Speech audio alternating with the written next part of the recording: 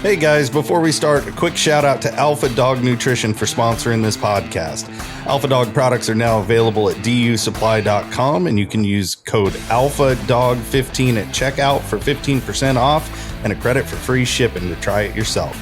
Now let's get you to your podcast.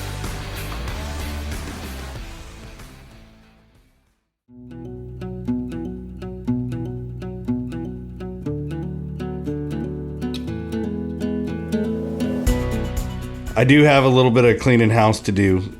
I know you reached out to me earlier this week, Luke, because you got big news and we got to get the word out about it. But I do have some other big news. And I wanted to remind everybody, these new Alpha XLs that everybody's been waiting on, we did get our first shipment and they have been sent out. We are expecting pretty much everybody that's ordered through today, which is the 29th of January. The next shipment should be fulfilling your orders too.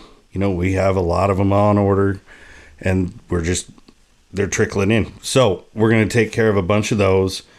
The other big thing is, if y'all haven't gone on and checked out the social media, we're doing some giveaways, you know, for liking and sharing and tagging your buddies in some posts.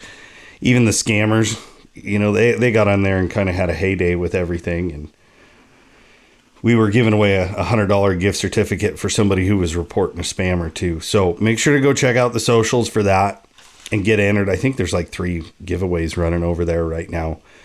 And then we have another giveaway coming that this is going to start in the month of February. And what we're going to do is a $5,000 gift card giveaway. I figured yeah. I wish y'all could see Luke's face. 5,000? Yeah, 5,000. Whoa. Yeah, it's a pretty good chunk. It'll be 4 winners, 3,000 for the first prize or grand prize, how everybody worded it. Then we got a $1,000 gift card, and we're going to do 2 500s. So a total of $5,000 giveaways. And how that's going to work is any order placed with us in the month of February, every dollar is an entry. So we're going to be giving away, you know, there's a lot of entries, I guarantee it, because it's almost hunting season. So I'm pretty sure you guys are going to be gearing up. But yeah, it's, I had the same thought when I saw it come through. I'm like, 5,000. That's a chunk, man. Wow. That'll get you your new Alpha XL and then some. Right.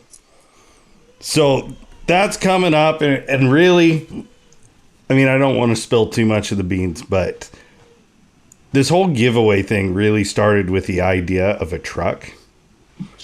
And yeah, there's that look again you got. You know, but it's a big ordeal to do something like that. So we thought we're gonna test the waters here. We're gonna do this $5,000 giveaway and see how it goes. But you know, it's something that you guys don't have to go out of your way to do. Just place your order and you get entered. So we'll see what happens from there. But yeah, it's when the ball starts rolling, man, around here, the ball rolls real fast, you know. So what about the leader of the pack, the membership deal? That's been doing good. The month of February, does that go in there? Yeah, I mean, any amount that you spend with us, that's a monthly order. If you're on a monthly subscription for that VIP program, yeah. Nice.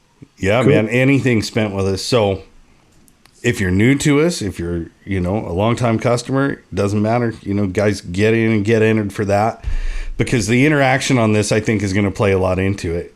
You know, this started off with a real big idea, but if we can do something like this and see the interaction, and, you know, who knows what's going to happen next. Buddy's not here to defend himself, so gotta just give away everything. Just give it all away. He didn't want to give away my truck. He said it was all beat up. But right? That's all the house cleaning I have to do. You know, we just got a lot of giveaways going right now, and I know people love free stuff, man. Like, here's a chance to get it. But the main reason for this podcast is Luke reached out to me earlier this week, and you guys got some big stuff going on there in Wyoming. So I'm pretty sure most of the listeners probably already know you at this point because you've been on before. But I got Luke Worthington. He's the WHA president. And we're kind of going to go through, how do I want to say this? I want to have a real conversation about it, like how it's going to really hurt things. I mean, this is clearly a bad bill. And it's horrible. So many pieces to it that are damaging to the wildlife population, our rights as hunters. Like it's pretty wild, and it's not the first time anybody's seen this kind of stuff. You know, like you said, it's like they're going to Utah. Utah just did it. Yeah. Utah just did it, and you know what? The biggest problem in my eyes with them going legislationally, you know, you're taking out the whole public comment process. You know, we have biologists on the ground that get data, real data. Then they go to regions. They go all around the state. They talk to thousands of people and get public comment. So when they bring this data in, they present the data in all these regional meetings. The public comments on it. They collaborate all that stuff. They take it they present it in front of the Game and Fish Commission. Game and Fish Commission looks at it and says, hey, and I've seen them do this before, where they're like, you know what, we need a little bit more. You know, they present all their data and then they're like, well, with the public input, we put this in there to satisfy that social part of that pyramid, you know? Sure. It's biology at the bottom, social and political. So they bond all that stuff together to make regulations and scientific wildlife management, right? Right. And when they go straight legislation like this, there's a lot of bad bills in Wyoming right now.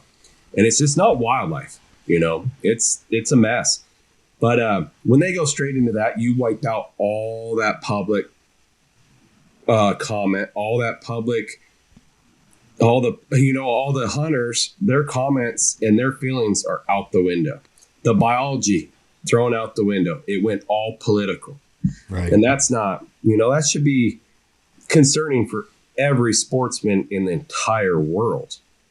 That when they have government overreach like this, and they're just trying to do these feeling bills, you know, it's all emotionally based, you know, and just like Blood Origins, they talked about it. They mentioned our bill, and he says this is ballot box wildlife biology, you know, This is ballot box biology, and it is. You know, Colorado just faced it, but it was the antis trying to take away hunting. This is our legislation trying to eradicate species, which is completely against the North American model. That we followed. I mean, it blows my mind to even consider it, honestly. You know, and it's all to save the deer. It's all to save the deer. So I reached out and I talked to the largest mule deer protectors, you know. In the state of Wyoming, we've got the muley fanatics. And they're all about, you know, managing bears and lions. Yeah, they eat deer. Sure. Nobody can lie about that. And they're against it because it's so, you know, it's ballot box science management. You know, they're like, this is completely against the North American model. You know, this isn't even, there's no biology or science backing none of this. It's just an eradication. They want to eradicate them. Well, and we were talking a couple days ago. Weren't you saying something about there was a board member that is he the sponsor of this bill? Yeah, he's on a board for a Trappers Association. He's on their board. And, you know, I talked to that Trappers Association. They're not for it. Good. As of right now, they're not for it. Good to hear. You know, and you can't be. Nobody can be. If you enjoy the outdoors, hunting or not even, like, it's got to be managed. It has to be. Yeah, there has to be rules. We did this stuff back in the 60s and 70s, man. We had them wiped out. I had a guy on my board. He's been hunting hounds for over 55 years. And he said, I saw a lion track in 1979. We started managing lions in 1974. He saw a lion track, and I think it was 79. It was 76 or 79. And he said game wardens came from all around to see what a lion track looked like. They've never seen one. Right. They're like, you caught one, you tell us. We had them wiped out. Same with our bears. Right. And they're doing it with our bears too. We sell 4,800 bear tags a year. You have a 10% success rate. So we're about around 400 bears on the quotas. And then now they want to give out 63,000 bear tags. You're allowed one bear per elk tag. Holy cow. Now we don't have a big population of bears in Wyoming. That's why we don't get to run them with hounds. We don't have the bear population. A lot of our quotas are 6, 8 sows, and it's closed. And they close in a day. They close pretty fast, Yeah. Well, and this would completely kill off the lions. I mean, the sad part is seeing where this is going to end up in 5 years if something like this happens. Yeah, and that's what this bill is. It's, in my eyes, and I think a lot of the houndsmen's eyes, is this an eradication bill. Yeah. There's no management at all. And I said it before we hit. No quotas, no regulations on, they're a predator, but a game animal. So now they're defunding our game and fish doing this. Right. And why people don't realize this is we're selling non-resident lion tags for $380. We sell resident tags for 42. That's $100-something thousand a year. Right. At least. And that money goes to paying depredation on livestock, which we don't have much depredation. People think we do, but I got all the reports. There's not much. There is some on ducks and goats and stuff like that. Some horse foals and stuff. But now, since they've defunded them, that's coming out of taxpayers' dollar. Right. Game and Fish still has to pay it, but it's coming out of taxpayer dollar instead of off license fees. Oh, exactly. That's how it is here in Oregon. Oregon. This bill, I'll pull it up here. It is House Bill 286. It's called Mountain Lion Hunt Season Changes. And there's a bunch of revisions in this stuff that's, we got, the sponsors are Mike Schmid. He's out of the LaBarge region. Down there in southwest Wyoming. Bill Alaman, Jeremy Haraldson, Weber, Worf, Winter, and the senator is Driscoll. And there is some confusing stuff in this where it sounds like they're coming after our dogs. There's some amendments in here. It was completely struck from the section. Yeah, it's completely... Holy cow. I'm getting stuff right now, but that bear bill just hit committee. The one I was just talking about. It's called the bear coupon deal. I just got a thing from a lobbyist saying that it's going to be on committee tomorrow at 7 a.m. Holy cow. So it's releasing 63,000 bear tags in no management. You can kill one bear per elk tag. There has got to be something done. We'll talk about that too, but I'm on it, and this says to establish zones and areas in which trophy game animals except mountain lions. So they pulled the title of trophy game animals. And there is no shooting hours. There's nothing. And it says to establish possession tags to be provided to a person who killed a mountain lion with a valid license before the skull and pelt of the mountain lion may be sold, gifted, or mounted. And you can sell them. And you can sell them. That's... so when you kill one, it sounds like you can go get a tag for it. But it's, here's another part of it. Use of dogs injuring big or trophy game animals may be killed. Citation of owners or dog harassment game animals, which now it's a game animal. They took that trophy and now it's a game animal. So dogs harassing a game animal. This isn't good. And it said no person shall use any dog to hunt, run, or harass any big or trophy game animal, protected animal, or fur-bearing animal except as otherwise provided in this act. The commission shall regulate the use of dogs to take mountain lions and bobcats by residents and non-residents during hunting or trapping seasons. Here's the point. Here's the part they crossed out. The commission shall regulate the use of dogs to pursue mountain lions by residents during hunting or trapping seasons. That's wiped out. They just took all the power away from the commissioners to regulate dog use. And then there's another thing that says mountain lions may be taken with a trap or snare only as allowed by an ordinance with rules and regulations of the commission. So now the commission has to set a trapping rules and regs on these. Which is not something that's happened. Like, you can't trap mountain lions now. No. So we're talking about a whole policy. Yeah, they're rewriting everything. It's and that's pretty much amendments on it, but it's pretty wild.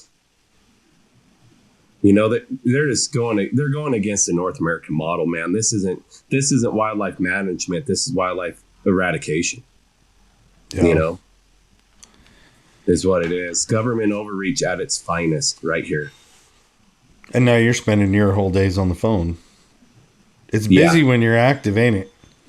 It is, but you know, you're getting out to so many people, and there's hound guys that I've known about, and they said, "Man, I think I need to step up on this one." I said, "I think so." I said, "Yeah, this is the one." They're doing it. It sounds like everybody's doing it, so that's great.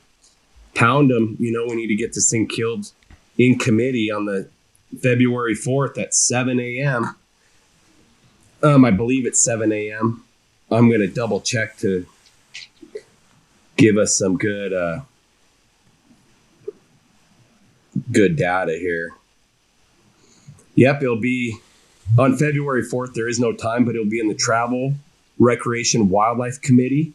And the chairman on that, he's out of Jackson Hole, Wyoming. He's a hunter, and I think he's pretty good. I've talked with him in the past, and he's all about wildlife management. Hopefully it stays like that. Hopefully these guys vote right. But I will give you names on who's sitting on this committee too. This is so the House chairman for this TRW committee is what we call it, is Andrew Byron, Wharf, which is a sponsor of the bill, Pam Thayer, Liz Stoyer, Carly Provenza, Julie Jarvis, Steve Harshman, Marilyn Connolly, and Elisa Campbell. And all these emails, if you guys want to send emails to these people, is their name. It's like Andrew Byron at wyoledge.gov. We'll try to get these out. I have them on the Wyoming Houndsman page. A lot of guys are sharing them on Facebook. I should probably open that Wyoming Houndsman page open to public right now because I kind of have it locked in. I should probably open it up while we're fighting this and really let people see what's going on. But yeah, a lot of our sportsmen, even the deer hunters and all that stuff that know that lions eat deer, and they do, but this isn't the reason we're losing our mule deer, and this is a deer saving bill, just like Utah. You know, they want to save our ungulates, and this isn't. Lions have a very, very small percentage in what's going on with our deer. You know, I live in an area, we have no lions or bears, and we have no deer left. So explain that. We need to figure out what's going on with deer and not just make this is a feel better bill. You know, like, hey, if we wipe out all the lions, maybe it works, maybe it doesn't, but biology says it's not going to. Well, that's what gets me, like, the decisions that are made. Like, I think as sportsmen and as houndsmen, we put a value on our game, right? Like, why is it we're made out to be monsters, but we are the ones that hold these things in highest regard and value, right? Yeah. Like, it doesn't make sense to me, but it's happening all over. You know, you guys aren't the first. You're not the last. We're going to be fighting it. What scares me is everybody's falling in suit with this. We had a public land swap pension that Utah's trying to sell off some public lands. Well, they're trying to get the BLM and put it in the state's hands. Wyoming signed on to that, and Idaho signed on to that. Somebody else might have too. But see, everybody's following Utah's plan of action right now. So they did the predator deal on lions. Now Wyoming's doing it. Wyoming signed on that bill. I'm not sure this isn't going to go to Idaho. This might go to Montana. Pretty soon we're going to be eradicating all of our large carnivores throughout the big 5 Western states, you know, and I do think he'll go to Nevada. You know, they're having a deer crisis too, and I think they're going to join it too. You know, this is setting the stage for what all these other states are doing, and it's awfully scary. Well, yeah, you get it through and it works, and then they're just hitting the next one. You know, Yeah. which we got to do the same thing. We got to beat it. I mean, you've been a busy guy lately. I mean, shoot, didn't you just say you're the first 501c4 in the state of Wyoming that's a hunting organization? Yep. Like in all hunting. Yeah, and that was because of your boss. Yeah. You know? And everybody's like, oh, C3 is good enough. No, it's not. Because look at what just happened. C3 can do nothing but educate. You're not going to win the scene educating people. You got to fight for it. You know, so we can tell people this is a bad bill. You know, we don't have to say, well, this is management, try to educate the people, say this is straight up bad. This is against the North American model. This is government overreach. There's so many things horrible about this bill, just like that public comment. Mm-hmm. You know, you're taking the social aspect completely out of wildlife management, going straight to legislation. You know, and that's the biggest thing about it. It's policy. You know, we can't get personal with these guys. They're trying to do something good too, and I understand that they're just going about it in a different mindset than I think most of the sportsmen have. You know, and this is a sportsman voice management tool, not a legislation only management tool. You know, that's why we have Game and Fish Commission set up, and I already told you about the regions and the data and all that stuff, but there's a huge social involvement with this, and it's a public comment period, and this is completely, it's taking it away. Just like, have you ever heard of the Sustainable Wildlife Policy Triangle? No. So you got a pyramid, in the very bottom of it, the base of this thing is biological. That's your science. That's everything. Your middle of it is your social aspect, and the top is political. And that stuff has to work together to make that pyramid. And if not, you just have a plateau. And that's what we did. We just got that whole pyramid, took the social and biology out of it and made it 100% political, and went straight to the government to take care of our wildlife. And another thing about this is they're showing everybody out there right now, we're trying to delist grizzly bears. It didn't happen. And now they're pulling all this management from mountain lions and bears away from our game and fish. What's that going to show wildlife services about our grizzly bears? We're going to trust the legislators to manage our grizzly bears in the state of Wyoming with no science behind it whatsoever. Right. Excuse me. You know, that's a scary deal. We don't want legislation running our wildlife. There it was. Sorry. But it needs to be in that wildlife policy triangle, I believe. Right. Well, so how would people get a hold of the 501c4? Do you have a website set up for it? It's Wyoming Houndsman Association .org. You can visit that. That's how you can, it has everything on there, memberships, donate. We're going to try to get all these bills put on there. We've been super busy. We haven't had time to work on that website.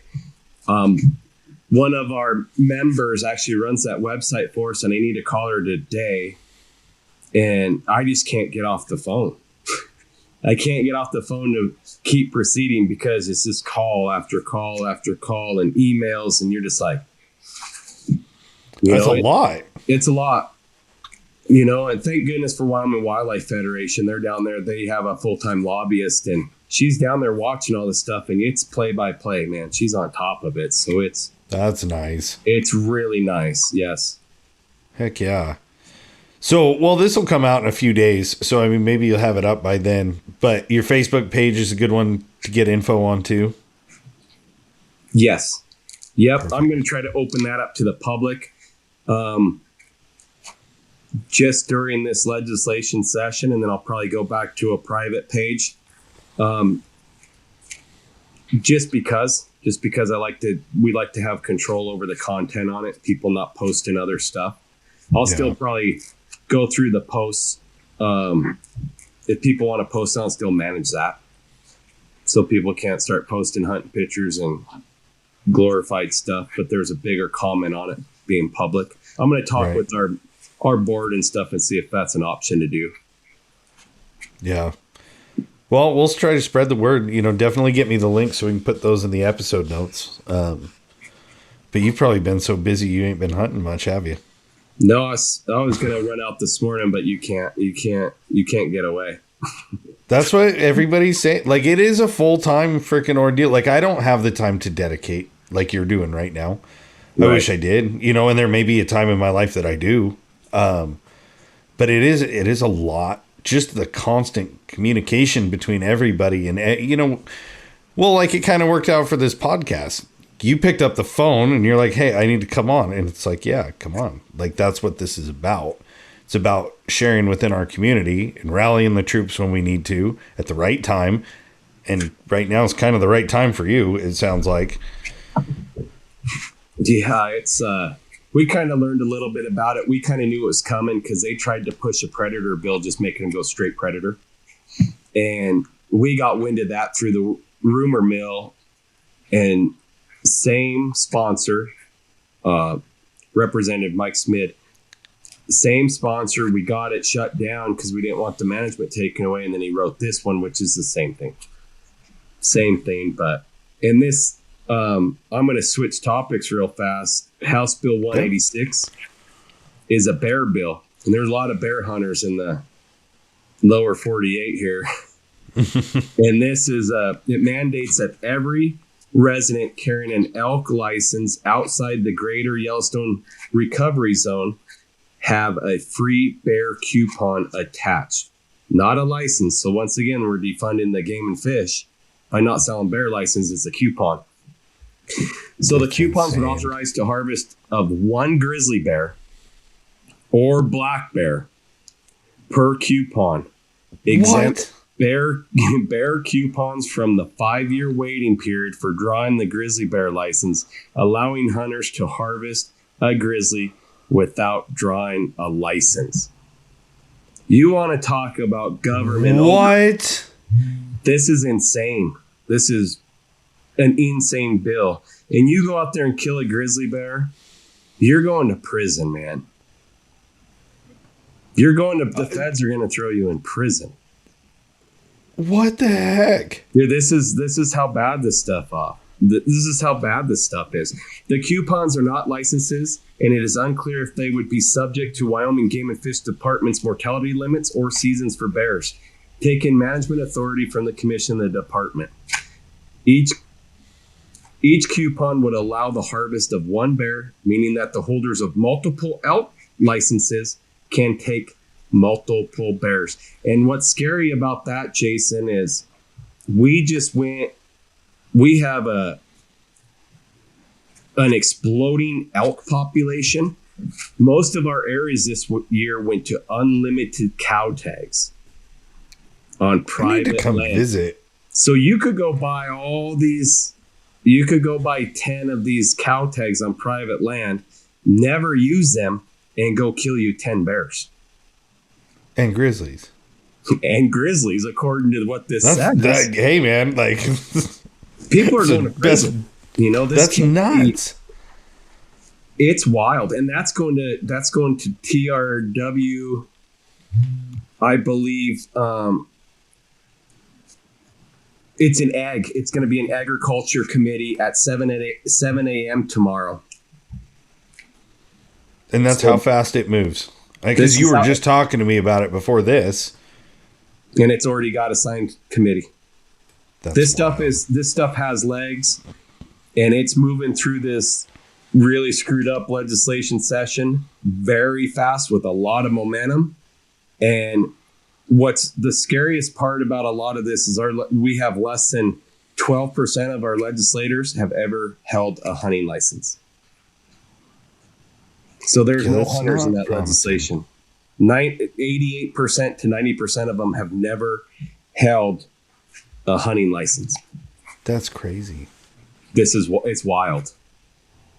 And I was thinking you guys is like wildlife, wild and free, like game everywhere, you know? We're going back in time. We're going back to the Dale Lee days where you were getting, it was a kill all. Right. It was just a free for all. And it's 2025, man. We should be moving. We should be moving forward instead of backwards. No, it's crazy. Like I was telling you the other night when we were talking, like I'm not that old. I don't think I'm an old man by any means, but I've been doing this stuff long enough to see a definite change. And, you think about even just habitat is the easy one to look at. Think of when I started hunting and go look at those same areas today. And then you look at the game around that area and you watch this, over a decade. It's pretty alarming, and these decisions that are made like knee jerk, it's going to screw things to a point, in my opinion, that like, how do you recover from that? You're taking a group of people that value a game animal. They want to see it be prolific, and then you're going to devalue it to a point it's getting choked out in a snare. Yeah. I mean, I'm not a trapper, but I believe in trapping. I believe they should have all their rights. But come on, man. This is a game animal that has never been allowed to be trapped in your state. And now they're going to open it up to just choking them out, and that's it. Right. Like that frustrates the daylights out of me. And another thing is that bears and lions, they're not breeding at 5 months old. No. They're not breeding at a year old. They're taking 2 or 3 to reach sexual maturity. They're having a litter of kittens. So let's talk mountain lions, for example. Those lions don't hit sexual maturity till 2 or 3 years old. If they breed, they'll raise kittens at their side to 14 to 18 months of age. So you have almost a 2-year gap between the next litter. And out of that litter that she whelped, you'll have, I think it's a 20% survival rate. Maybe it's a 50% survival rate with kittens. And 20% of that will make it to sexual maturity, and 20% of that makes it to adulthood, which is a 3+ year old lion. And they just don't come back. Deer have singles and twins every year. Right. Lions and bears do not. And just like the bears, they delayed implantation, so they breed in the good weather. And it's all off body condition if they conceive or not when they're, in that fall to see how their food is. If their body's not in great condition or conditioned enough to raise a young, they won't conceive. Right.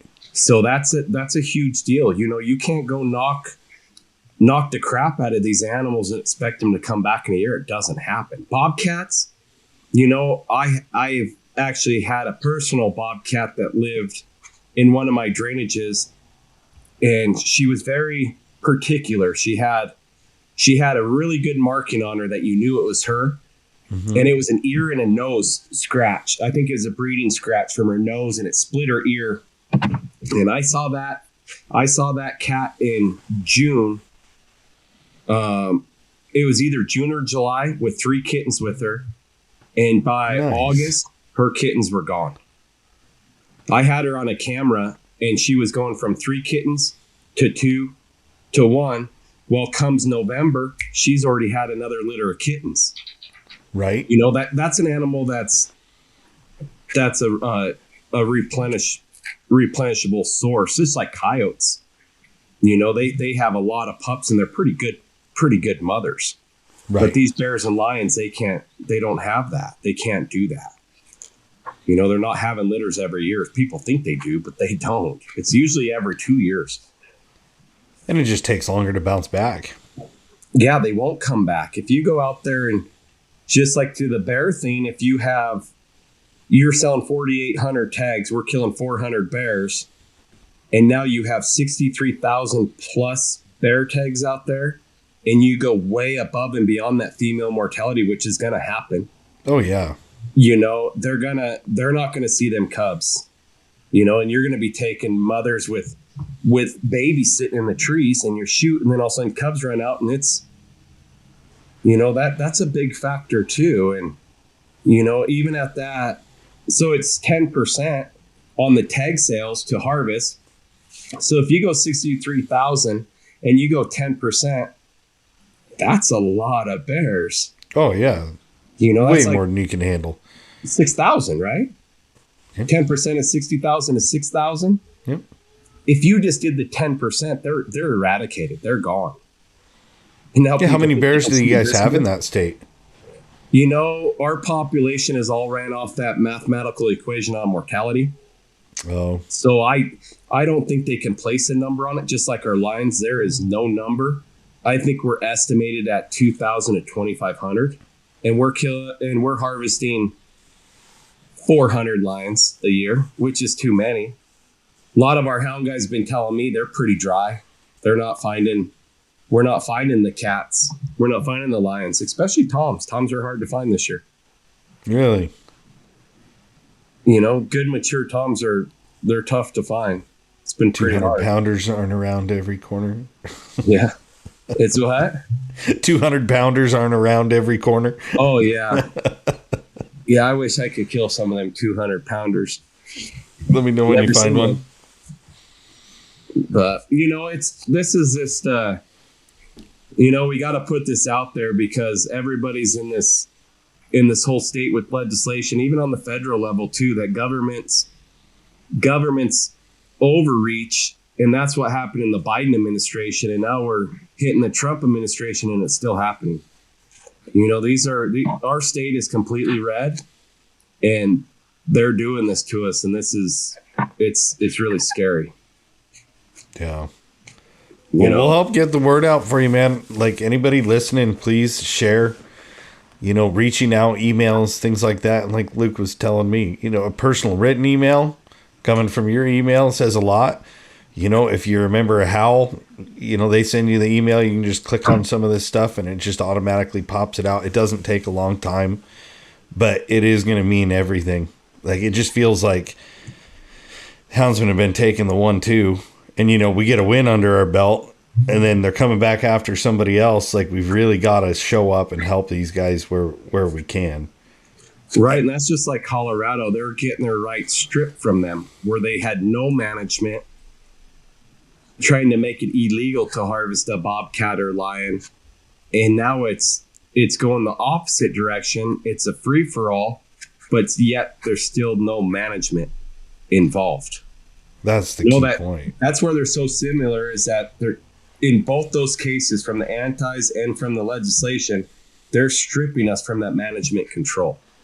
Mm-hmm. That management aspect of the whole wildlife process and what's supposed to be the North American model. And it's broken. This is a broken system right now and we need to get it fixed.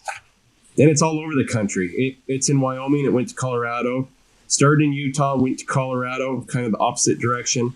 And now it's coming up here and my guess is Idaho will be doing this. And it's going to keep traveling until it hits all of us. And pretty soon we are going to have no lions left. Or bears in that fact. So it's spooky. It's time to wake up. And I'm not telling you to join our association or nothing, but get involved with this legislation. Keep an eye on it because there is some crazy stuff goes through legislation that should never even touch the floor. Right. You wonder how it even made it. It was pushed in. It was pushed in really, really fast. There's some really important bills out there to help the state of Wyoming and help the citizens of Wyoming. And they're getting pushed back for these crazy bills, that are targeting wildlife. So it's an eye opener. People need to get involved with legislation, watch it, read it. You don't have to sit there with headphones in all day listening to, because it's all on YouTube. Oh yeah, all live legislation stuff is live. So pay attention, throw a pair of headphones in if you're driving a truck or feeding cows or whatever, and listen to some of this stuff, and I guarantee you'll change the way you vote. Well, and share the info. Because at this point, with socials, you got buddies everywhere. Like, I guarantee you I've got several people in Wyoming on my friends list. Like, share it around. because that's what it's going to take. It's like a battle cry. It doesn't need to be anything more than all of us getting together and supporting each other. And it's important to stay on policy when you write these guys. If you send an email, don't get emotional. Don't cuss. Be super respectful. Be respectful, but get the point across that, hey, you're not with this. This is to stay in the hands of the Wyoming Game and Fish Department or your state's Game and Fish, because I guarantee everybody's state has wildlife bills coming in right now, whether they know it or not. And you gotta treat these guys with respect, as they should be treating you with respect also. But you gotta stick to policy. It's policy, policy, policy. Don't go off emotion. Don't target the person. Just like this representative, he's trying to do something good in his eyes. He's trying to save some deer. We have a deer crisis, but he's going about it the wrong way, I believe. And, right. You got to tell them facts and stay on policy. We have a North American model of wildlife conservation for a reason, because that's what works. And has worked. And will continue to work if we can stay out of its way. And people get so, you're kind of detached from reality at times, because our grizzly bears have been recovered for a long, long time. We still have no management over them because of the fence. Yeah. And now when we kill all these lions and bears, people are going to come in here and be like, you know what? They need to be recovered. Woohoo! There's going to be no hunting at all. Right. And then we're going to have to recover. We're going to have to recover all this stuff again. And guess what? It's going to go on the Endangered Species Act. Right. You're never going to get control. Then you're really hosed. Yeah. And it's, people need to think of that too. Once we eradicate these bears and lions, there's going to be a point where people come in and they look and be like, you guys have killed them all. They're at a really dangerous level. We're going to put them on the endangered species list. Yeah. Don't think that's not the end game. That's the end game. That is the end game. That's what this stuff is. This stuff will involve in that. Utah, when Utah's truly out of lions, there's going to be a group of people come in there and be like, we need to do a lion study. There's no lions left. We need to recover them. So then there's no hunting of them whatsoever. There's no management over them whatsoever. There's very few states right now with grizzly bears.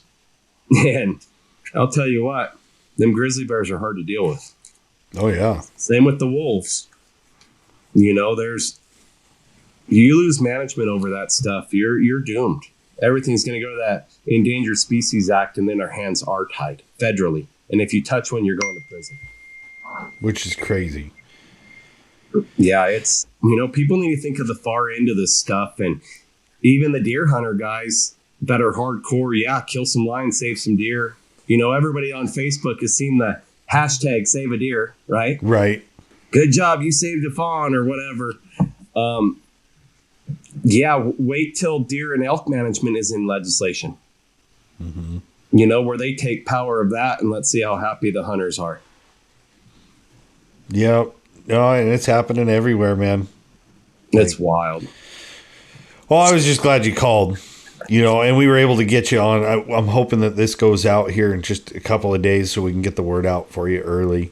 And we'll have to have you back on. When you get updates or something, let us know, because there are a lot of people, like, I answer the phones all day. So you get people calling in, like Colorado, when they were fighting, it was a big topic. I talked to a lot of our customers about what's going on around here. So, like, this is a source for that. So I would hope you would come back on with some updates and how we can help in the future if need to take more action, or, you need the troops to show up. Because sometimes timing is everything. Maybe right now isn't the right time, but just know that if you need to get the word out, man, we're here for you. Yeah. Yeah. And it's nice. There's been a few platforms that I've been on that, this is a state deal, right? This is Wyoming state citizens have the voice in this deal. But when you could put it out nationally, it's opened people's eyes where they're like, well, what's going on in my state? Right. Is this stuff happening in my state? Like Utah, they just got bombarded with it. They didn't know it was coming. And then when they got everybody rallied, it was passed, you know, and then it's already in law, and you're It's like, too late. man. So being proactive instead of reactive is key on this stuff. If you hear a rumor that something's going on in your state, start calling representatives, give them a heads up, say, hey, I heard this is really bad. I haven't seen a bill. Have you? No, we haven't seen nothing. But you're putting that word in their ear to keep their eyes open. And then when they start seeing stuff, they're like, hey, that Luke with Wyoming Houndsman Association told me this was coming. And Right. I talked to him for an hour, because I talked to everybody for an hour. Sometimes So, do. yeah, I've already put that in their ears. And they're like, I remember talking to him. This is the bill he was talking about. It became a bill. And they're like, I talked to him for an hour and I stated facts. And I kept it completely no emotions, even though I'm a houndsman, man. This is very emotional for us to lose this management. And especially with that bad verbiage in there about restricting the dogs. Commission has to make the regulations for the dogs. And then in the next paragraph, the commission the commission's out of it. You know, that's written very scary, you know, and we got to be careful, because words have meanings. It's written that way sometimes for a reason. They're confusing for a simple guy like me, because you sent it over to me and I read through the actual bill. Yep. And it's like, I had the same conclusion you did on some of that, where it's like, this is deeper than just what you're reading, because it's contradictory to itself. It is. You know, and it's actually a very well written bill. It's protecting itself, how it's written, and that's scary too. Right. You know, there's some scary parts of it that is so well written with language, and language is key in writing bills, you know. But it's and it's same with the, I'm going to circle back here on I missed a part that I really need to talk about the trapping of mountain lions. Mm-hmm. We've never done it. And I have a little list here. And when you're going from trapping, snaring coyotes and bobcats, I've done a lot of it. I've done a lot of trapping. And I've done a lot of coyote work.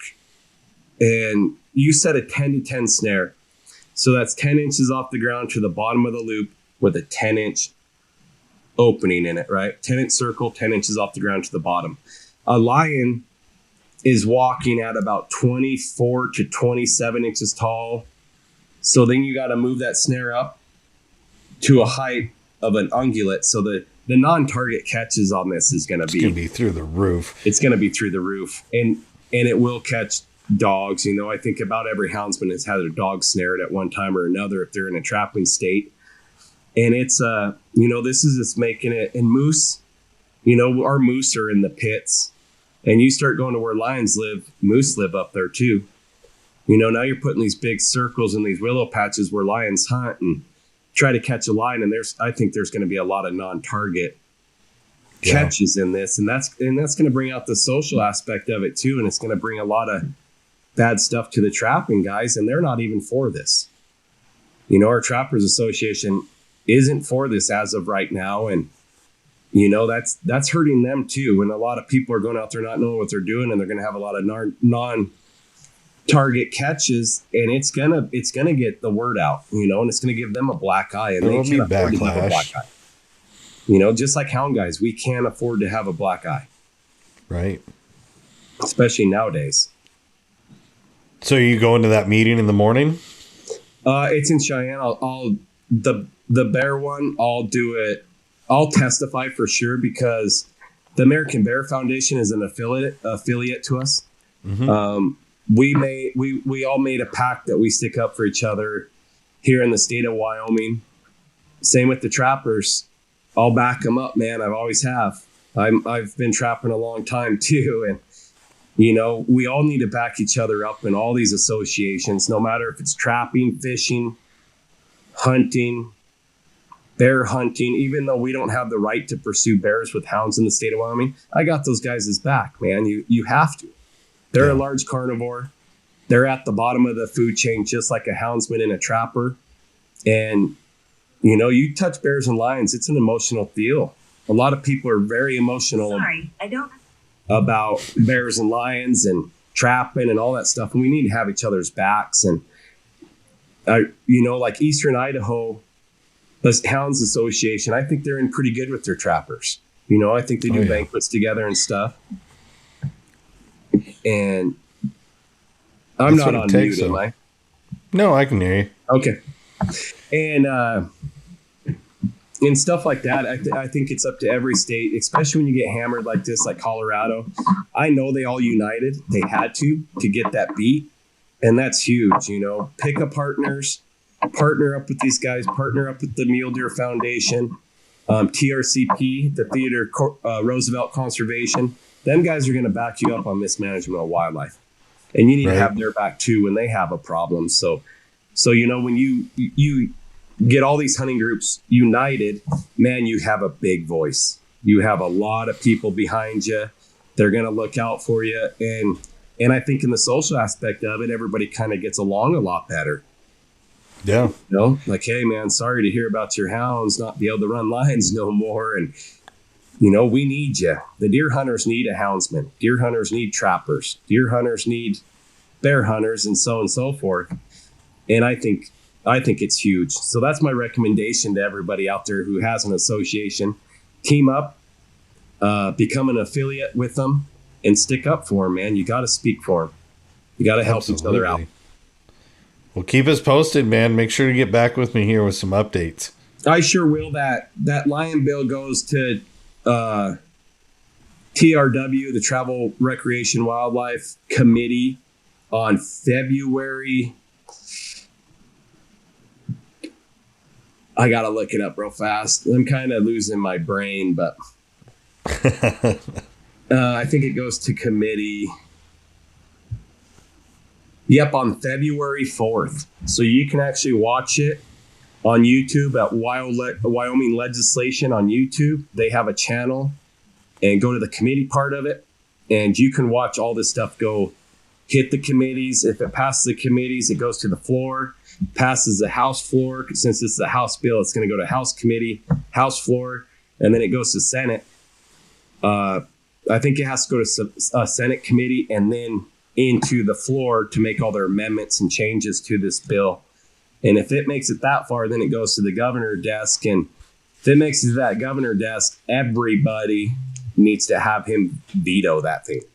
So it has to have a 66%. And I think he will. I think Governor Gordon, I think he's a smart man, and I think his heart's in wildlife. And I hope he doesn't make it that far, but if it does get there, I hope he has a sportsman's backing in him and vetoes this thing. That would be nice. It has some stages to go through. All these bills do. They have a long ways to go yet to really make us scared, but now's the time to get this thing stopped. Wow. Yeah, that's what we have fought, I think, for a long time. But the outpouring of support from houndsmen across the country in the last several years, like I feel like, some people say we're unorganized, but we are organized. Like, there's a network of people that are always talking about what is going on. And now we have resources. You know, we've made this podcast was just an avenue for us to reach out to, you know, customers, just to stay engaged.